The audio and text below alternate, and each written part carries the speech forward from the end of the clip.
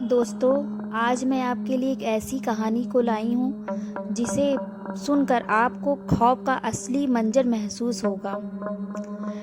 दोस्तों, अगर मेरी वीडियो अच्छी लगेगी तो प्लीज़ लाइक और सब्सक्राइब और शेयर ज़रूर करिएगा। जीवन में की गई हर गलती का हिसाब होता है, लेकिन यह हिसाब को चूकते होने में कई बार बहुत ज़्यादा समय लग जाता है। परंतु जब वक्त आता है तो उसे बचने के लिए कोई भी रास्ता नज़र नहीं आता। चलिए मैं बताती हूँ इस कहानी के में। यह कहानी एक लड़के की है, इसका नाम इरफान है। इरफान जो आर्थिक रूप से काफ़ी असहाय था, जिसके कारण उसने 20 साल पूर्व ऑटो रिक्शा चलाने का फैसला किया। वह अपने कार्य से पूर्ण रूप से अवगत था, परंतु एक हादसे ने उसकी जिंदगी ही खत्म कर दी। आखिर क्या थी यह कहानी? इरफान पूरे दिन की मेहनत करके अपने घर की ओर निकला। वह अपने परिवार की पूरी जिम्मेदारी अच्छे से निभाते हैं। ऑटो रिक्शा पूरे दिन चलाने के बाद वह थक जाता है, लेकिन वह इसके बावजूद बेहद खुश होता है। उसकी कमाई आज अच्छी जो हुई थी। वह सोचता है कि घर पहुंचते ही वह रास्ते से कुछ खाने के लिए ले चलेगा, ताकि उसके दोनों बच्चे और पूरा परिवार को खुशी मिले। इरफान अपने परिवार से बेहद प्रेम करता है और वह हर दिन अपने समय से ज़्यादा वक्त ऑटो रिक्शा चलाता था, ताकि किसी भी दिन उसके परिवार वालों को किसी के सामने हाथ न फैलाना पड़े। आज इरफान को बहुत फ़ोन आ रहे थे। यह सब फ़ोन उसके घर से ही आ रहे थे। इरफान के बच्चे उसे फ़ोन करके उसे अपने घर बुला रहे थे। वे अपने पापा के साथ उनका जन्मदिन मनाना चाहते थे। इरफान के बच्चे इरफान को लगातार 2 घंटे से फ़ोन कर रहे थे, लेकिन इरफान हर फ़ोन पर मना कर देता था। वह सोचता था थोड़ा धन और कमा लें। रात के 11 बज चुके थे। इस वक्त गांव के लोग नींद की अवस्था में होते हैं। इरफान को अब कोई सवारी नहीं मिल रही थी। इरफान ने सोचा कि अब उसे शायद कोई अन्य ग्राहक नहीं मिलेगा। अब उसकी जेब में भी पूरे दिन के तकरीबन 1200-1300 की कमाई हो चुकी थी। अब वह अपने घर की ओर निकल रहा था। उसने अपने होठों के दोनों कोनों को खींचा था। वह बहुत खुश था। वह रास्ते से ढाबे से कुछ खाना भी लेकर जा रहा था। रात के वक्त होने के कारण वह अपनी तेज रफ्तार में ऑटो दौड़ा रहा था। वह रास्ता उसके घर की तरफ शॉर्टकट था। वह ऑटो को हवा से बात करवा रहा था। तभी अचानक से एक तेज रोशनी उसके आँख के सामने पड़ी और वह खुद को बचाने के लिए ऑटो के हैंडल को दूसरी ओर किया। अंधेरा होने के कारण उसे यह मालूम ही नहीं चला कि उसका रास्ता अब बदल चुका है। वह जिस रास्ते पर वह था, यह रास्ते की एक खास बात थी कि यह इस रास्ते से इरफान का गहरा संबंध रहा है। 20 साल पहले वह इसी रास्ते से गुजरा था। इरफान को उस रास्ते में घुसते ही अजीब सी आवाज़ सुनाई देती है।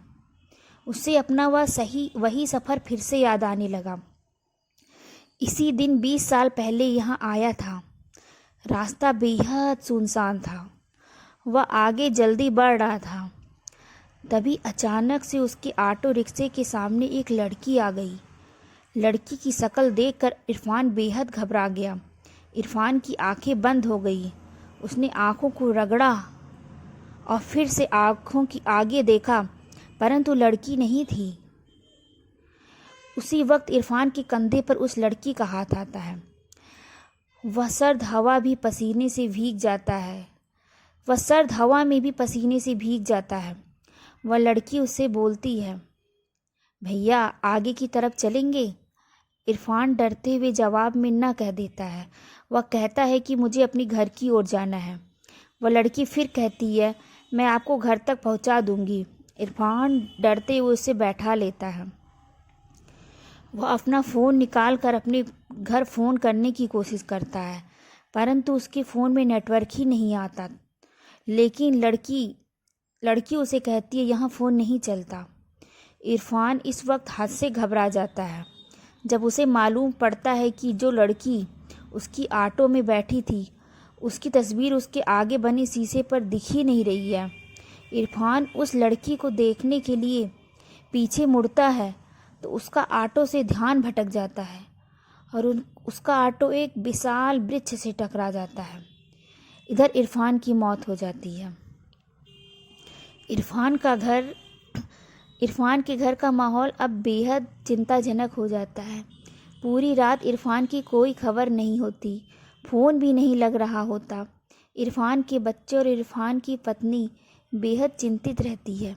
तभी उनका एक पड़ोसी इनके पास आता है और इरफान की पत्नी को अखबार दिखाते हुए कहता है, क्या कल इरफान संगड़ इलाके से आ रहा था?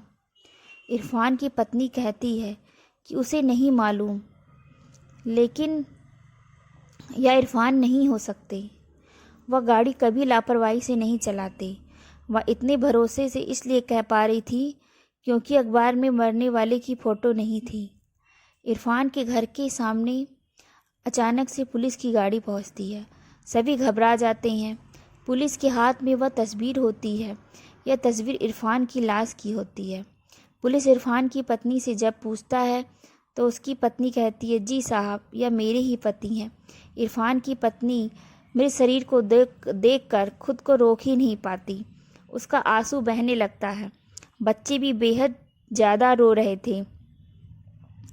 पुलिस, देखिए, हम आपका दर्द समझते हैं। हम आपकी सहायता करने ही आए हैं। हम आपसे कुछ सवाल पूछना चाहते हैं जिससे इस केस में थोड़ी मदद मिलेगी। इरफान की पत्नी मदद के लिए हाँ कर देती है। इरफान ऑटो रिक्शा कब से चला रहा है? जी, आज तकरीबन 20 साल हो गए हैं। आज ही अपने जन्मदिन के दिन इन्होंने ऑटो रिक्शा चालू किया था। पुलिस बोलती है, अच्छा, यह उसका खुद का ऑटो है? इरफान की पत्नी, जी, शादी के कुछ महीनों बाद इन्होंने ऑटो को अपने नाम करवा लिया था। इससे पहले यह ऑटो इनके चाचा जान का था। वे ऑटो यूनियन के पूर्व प्रधान रह चुके हैं। पुलिस इरफान की पत्नी से पूछताछ के बाद मोहम्मद के पास पहुंचती है। मोहम्मद पूर्व ऑटो यूनियन का प्रधान रहा था और इनका चाचा था। पहले तो वह पुलिस के हर सवाल का जवाब देने से मना करता है, लेकिन जब पुलिस उसे सच बताने के लिए मारने लगे तो उसने बताया, इरफान की अम्मी बचपन में ही गुजर गई थी। इरफान के अब्बू यानी मेरे भाई जान शराबी थे। उन्हें शराब के अलावा खाने का कोई होश नहीं था। इरफान के लिए उसके माता पिता ही सब कुछ थे। एक दिन ज़्यादा शराब के कारण भाईजान की मौत हो गई। इरफान अकेला हो गया। गरीबी के कारण ज़्यादा पढ़ा लिखा नहीं था। वह मेरे साथ ही रहने लगा। पहले तो हमने उसे पढ़ने के लिए कहा, लेकिन जब उसका मन नहीं लगा तो उसे पैसे ही कमाने थे ताकि वह अपनी आगे की ज़िंदगी अच्छे बिता सके। इरफान के जन्मदिन के दिन ही हमने उसे ऑटो दिया और उसे भेंट कर दी। ऑटो पाकर वह बेहद खुश था। ऑटो चालक के रूप में उसका पहला दिन था। मैं भी उसके साथ ही गया था। यह सुनकर पुलिस वाला हैरान हो जाता है। बीच में रोकता है और पूछता है, तुमने तो कहा था इरफान उस वक्त अकेला था। झूठ कहा था मैंने। इरफान का जन्मदिन था तो उसके लिए संगड़ से एक शराब की बोतल और साथ में कुछ चखने में भुजिया ली। यह रास्ता हर वक्त सुनसान ही रहता है। उस वक्त रात के 10:15 हो रहे थे। हमारे ऑटो को लड़की ने रोका। वह बेहद खूबसूरत थी, छोटे कपड़े पहनी हुई थी, अपने घर जाना चाहती थी, लेकिन मैंने और इरफान ने काफ़ी शराब पी थी। इरफान नशे में बेकाबू हो गया और उसने उस लड़की का रेप करने लगा। वह चीख भी रही थी, लेकिन उसकी सुनने वाला उस जगह पर कोई नहीं था। यह सुनते ही पुलिस वाला आगे के केस को समझ गया। उसने उस लड़की के केस को फिर से खोला और मोहम्मद को फांसी की सज़ा मिली। इरफान को सज़ा तो खुद वह लड़की ही दे चुकी थी। दोस्तों, उम्मीद है आपको यह रियल हॉरर स्टोरी आपको ये ज़रूर पसंद आई होगी।